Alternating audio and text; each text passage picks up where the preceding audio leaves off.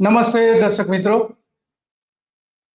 આજે સવારમાં આપણે કેટલુંક ચિંતન મનન કરવું છે, કારણ કે આ નેતાઓએ અગાઉ જે વચનો આપ્યા હતા 20 વર્ષ પહેલા એ યાદ અપાવે છે. કારણ કે વચનો એટલા બધા મહત્વના હતા કે એના કારણે આખા ગુજરાતનું આજે કલ્યાણ થઈ શકે એમ છે.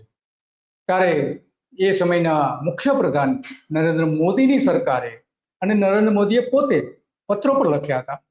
એમાં એવું કહ્યું હતું કે ગુજરાતમાં નવા તેલ ક્ષેત્રો શોધવા માટે ગુજરાતને એ તેલ કુવાઓ ખોદવા માટેની મંજૂરી આપો.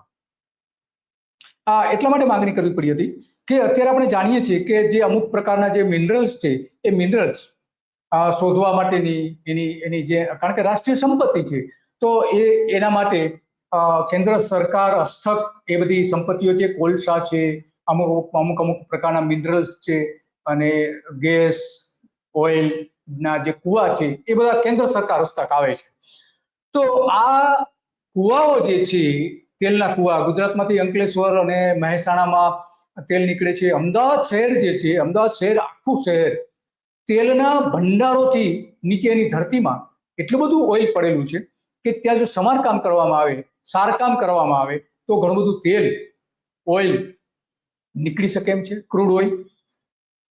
આ એટલા માટે માંગણી કરી હતી નરેન્દ્ર મોદીએ કે એ ગુજરાતને તમે સોંપી દો, કારણ કે કેન્દ્ર સરકાર પૂરતું કામ કરતી નથી. આ જોઈએ આપણે, એનું આપણી પાસે એક ડોક્યુમેન્ટ છે, એ ડોક્યુમેન્ટ પણ જોઈએ કે આ મોદી સાહેબના જે મંત્રીઓ હતા, બે મંત્રીઓ પ્રધાન જેને આપણે કહીએ છીએ, તો એ પ્રધાન જયનારાયણ વ્યાસ અને સૌરભ પટેલ દલાલ તરીકે એની સરનામી હતી પહેલા.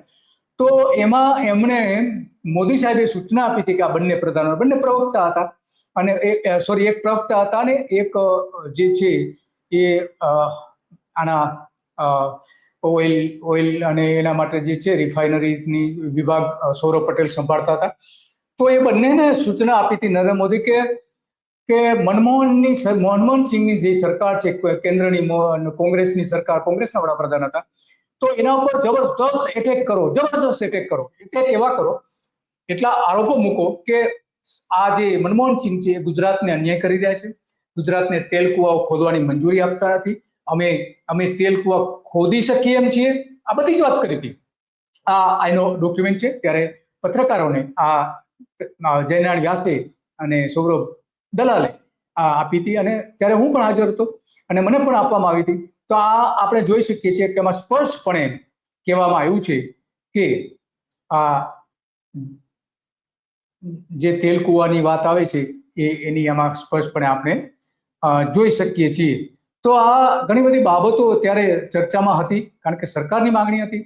સરકારે કેન્દ્ર સરકાર પાસે કરી હતી કે કેન્દ્ર સરકાર ગુજરાતને અન્યાય કરે છે. પરંતુ આજે એ જ આપણા વડાપ્રધાન નરેન્દ્ર મોદી ગુજરાતના મુખ્યપ્રધાનથી વડાપ્રધાન થઈ ગયા છે.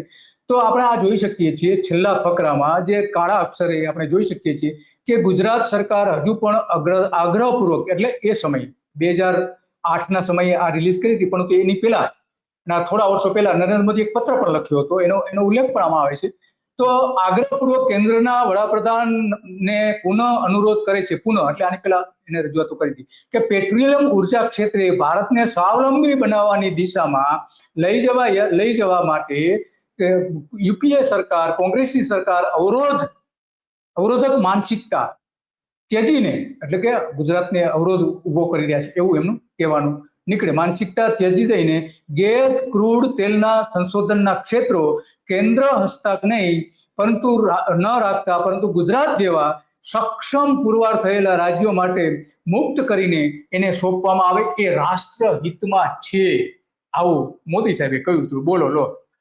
તો આપણા મોદી સાહેબ એ જ્યારે કહ્યું હતું તો હવે કદાચ ભૂલી ગયા છે, વડાપ્રધાન થઈ ગયા છે, કારણ કે મોટું પદ મેળવ્યું છે, ગુજરાતના લોકોએ એમને વડાપ્રધાન બનાવ્યા છે, તો કદાચ ભૂલી ગયા હશે. તો આપણે એમને યાદ અપાવીએ કે તમે હવે ગુજરાતને 11 વર્ષ થઈ ગયા, શા માટે અન્યાય કરી રહ્યા છો? તમે કેમ તેલ કુવા ખોદવાની મંજૂરી નથી આપતા ગુજરાતમાં? તમે ગુજરાત સરકારને નથી આપી તમે, તો તમે 11 વર્ષની સિદ્ધિ ગણાવી રહ્યા છો.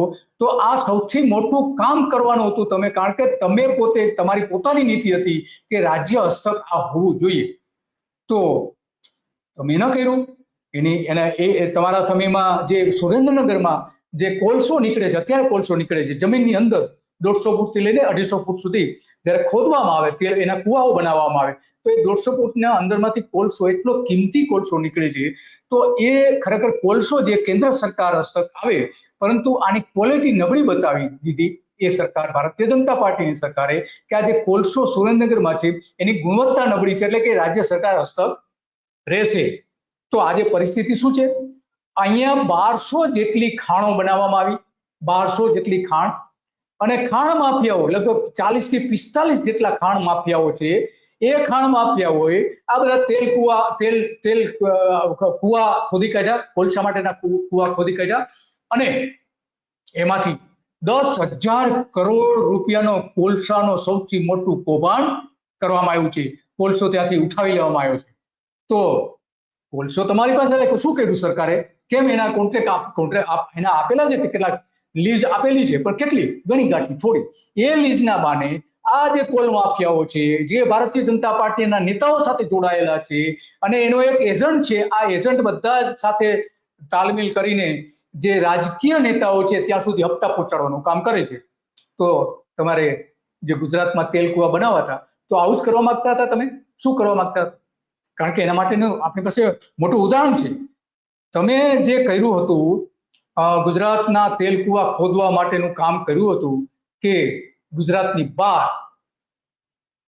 કાવેરી ક્ષેત્ર જે છે ત્યાં તમે સારકામ કર્યું, અને એમાં ગુજરાત સરકાર ત્યાં તો કર્યું, વિદેશમાં પણ ગુજરાત સરકાર જીએસપીસી જે કંપની છે એના દ્વારા ત્યાં આ કુવાઓ તેલ કાઢવા માટેના 20,000 કરોડ રૂપિયા ખર્ચી નાખ્યા. આજે એક તેલનું ટીપું નથી નીકળતું. તો આ 20,000 કરોડ રૂપિયાનું જે કૌભાંડ છે જીએસપીસી નું, એ નરેન્દ્ર મોદીના સમયમાં થયું હતું, અને એ બધું જ જાણતા હતા, અને એમની સૂચનાથી જ આ બધું થયું હતું. બાર તેલ કુવા ખોદવા માટેનું, ક્રૂડ કાઢવા માટેનું, અને મોટી મોટી જાહેરાતો કરી હતી કે પેટ્રો સ્ટેટ બની ગયું ગુજરાત, આટલું બધું તેલ મળી આવેલું છે, આટલા ક્ષેત્રો છે આપણે ગુજરાત પાસે. તો શું થયું? હૈદરાબાદ પાસે મોટું તેલ ક્ષેત્ર દરિયામાં શોધી કાઢ્યું હતું. તો આજે આવી હાલત છે, અને એટલા માટે આ બધી જ આપણે ચિંતા કરવી પડે છે. અને ચિંતા કરવાના ઘણા બધા કારણો છે. એમાંનું આ એક પણ કારણ છે કે ગુજરાત સરકારે ખરેખર તો આ જે કરી રહી છે, કે મોદીએ સૌરભ દલાલ અને જયનારાયણ વ્યાસને જે કહ્યું હતું, કે એમણે આજે પ્રવક્તા પ્રધાન હતા, એમણે કહ્યું કે પ્રશંસા યુપીએ સરકાર કરે તેવી કોઈ અપેક્ષા ગુજરાતની જનતા પાસે નથી. મોદી સરકારે એવું કહ્યું હતું કે અમે કોઈ પ્રશંસા કરે, એટલે કે પ્રશંસા એટલે કોની? કે તેલ કુવાઓ શોધી કાઢ્યા તેની. તો આજે કેવી 20,000 કરોડ રૂપિયા ગુજરાતની પ્રજાને નવડાવી દીધા, તેલથી, ક્રૂડથી નવડાવી દીધા. પેટ્રોલનો ભાવ વધારો તમારે આયા પછી થયો છે, એ બધું જ છોડી દો. ગેસમાં જે ભાવ વધારો તમે કર્યો છે એ બધું જ છોડી દો. પરંતુ આ જે પેટ્રોલના તેલ કુવા, ક્રૂડના તેલ કુવા તમે ખોઈ આમાં 20,000 કરોડ રૂપિયાનું મોટું કૌભાંડ થયું છે. એની તપાસ થવી જોઈએ, જે વાજબી રીતે નથી થઈ. રાજ્યના વિકાસમાં કેન્દ્ર સરકાર અવરોધ નહીં બને એવું જરૂરી છે, એમ ભાજપ સરકારે એ સમયે જણાવ્યું હતું. તો આજે શું તમને વાંધો આવે છે? આજે પણ તમે જ અવરોધ કરી રહ્યા છો ગુજરાતનો, ભૂપેન્દ્ર પટેલની સરકારમાં અને વિજય રૂપાણીની સરકારમાં, આનંદબેનની સરકારમાં. 3 સરકારો બદલાઈ ગઈ. પેટ્રોલિયમ ગેસ તેલના ભાવ વધારામાં યુપીએની અણઆવડત છે, એવું વડાપ્રધાને પત્ર લખીને કહ્યું હતું, ને પ્રવક્તાએ પણ કહ્યું હતું. અણઆવડત છે.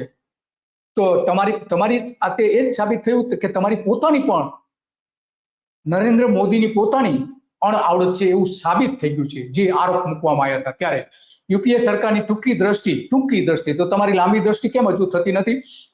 અને દિશાવિહીન, તો તમારી પાસે કઈ દિશા છે મોદી સાહેબ? જવાબ આપો ગુજરાતની જનતાને. તેલ કુવા આપી દો ગુજરાતને, કેમ નથી આપતા તમે? તો અબજો રૂપિયાનું તેલ ગુજરાત સરકાર એમાંથી કાઢી શકે એમ છે, અને કેન્દ્રને એમાં હિસ્સો પણ આપી શકે એમ છે. મોંઘવારીથી ત્રસ્ત જનતા ઉપર આ અસહ્ય બોજ છે. ટૂંકી દ્રષ્ટિ અને દિશાવિહીનના કારણે મોંઘવારી વધી ગઈ છે એવું કહી રહ્યા છે. તો આજે શું પરિસ્થિતિ છે? ગુજરાતના લોકોની 10 વર્ષથી એનો જે પગાર જે વધારો થવો જોઈએ એ પગાર વધારો નથી થયો, સ્થગિત થઈ ગયો છે ખાનગી ક્ષેત્રમાં. અને જે મોંઘવારી ગણીએ આપણે દર વર્ષે 3-4% જે મોંઘવારી ગણીએ, તો એ પ્રમાણે અત્યારે જે પગાર મળે છે જે વ્યક્તિને, એનો અડધો પગાર કહી શકાય છે. ડબલ આવક કરવાની વાત હતી ખેડૂતોની. તો તમે તો સામે આ પ્રકારની પરિસ્થિતિ આજે આપીને ટૂંકી દ્રષ્ટિને દિશાવિહીનતાના કારણે મોંઘવારી માથે ત્રસ્તનો ત્યારે તમે આરોપ મૂક્યો હતો. ઓફશોર તથા ઓનશોર તેલ ગેસના સારકામના વધુ ક્ષેત્રો વિકસાવવા ઉપર ધ્યાન મનમોહન સિંહે રાખ્યું નથી, તો તમે પણ ધ્યાન નથી રાખ્યું. આરોપો મૂકવા બહુ સહેલા છે, નીતિ નક્કી કરવી બહુ સહેલી છે, વચનો આપવા બહુ સહેલા છે. ભૂગર્ભ તેલ ગેસના ભંડારો સારકામ માટે સોંપવાની ઘણા સમય પહેલા મોદીએ માંગણી કરી હતી. આ 2008માં માંગણી કરી હતી પ્રવક્તા મંત્રીએ. એના વર્ષો પહેલા નરેન્દ્ર મોદીએ પત્ર લખીને માંગણી કરી હતી. મનમોહનની નીતિ રાજકીય અસ્પૃશ્યતાની નીતિ આડે આવી રહી છે. અસ્પૃશ્યતા છે કે અમને તેલકુ આપવામાં આવતા નથી. તો તમે પણ અત્યારે અસ્પૃશ્યતા જ બતાવી રહ્યા છો. આવું મોદી સાહેબે અત્યારે પત્ર લખીને કહ્યું હતું અને એના પ્રવક્તાએ પણ કહ્યું હતું. તો અત્યારે તમે શું કરી રહ્યા છો એ સવાલ આજે સૌથી મોટો આવીને ઊભું છે. અને એટલા માટે ગૃહસ્તરના સંશોધનના ક્ષેત્રે કેન્દ્ર સરકાર હસ્તક્ષેપ રાખતા ગુજરાતને રાષ્ટ્રહિતમાં સોંપવા માંગણી કરી. તો અત્યારે તમારું રાષ્ટ્રહિત ક્યાં ગયું ગુજરાતને સોંપવામાં? તમે વાત કરી હતી, પણ મોદીએ જીએસપીસીએ ગુજરાત બહાર રાજ્ય સારકામ કરીને 20,000 કરોડનું નાગરિકોનું ખર્ચ કર્યું હતી. જે આપણે અગાઉ ચર્ચા કરી ગયા છીએ. મુખ્યપ્રધાન મોદીએ રાંધણ ગેસના સિલિન્ડરને બદલે પાઇપલાઇન નાખી વડાપ્રધાન થતા હવે એ ભૂલી ગયા. પાઇપલાઇન હવે આગળ વધતી નથી, લોકોને સસ્તો ગેસ મળતો નથી. ગેસમાં જે સબસિડી આપવામાં આવતી હતી એ સબસિડી પણ બંધ કરી દીધી છે ગૃહિણીઓને. એના કારણે એની મોંઘવારી વધી છે, ઘરનું ખર્ચ વધ્યું છે.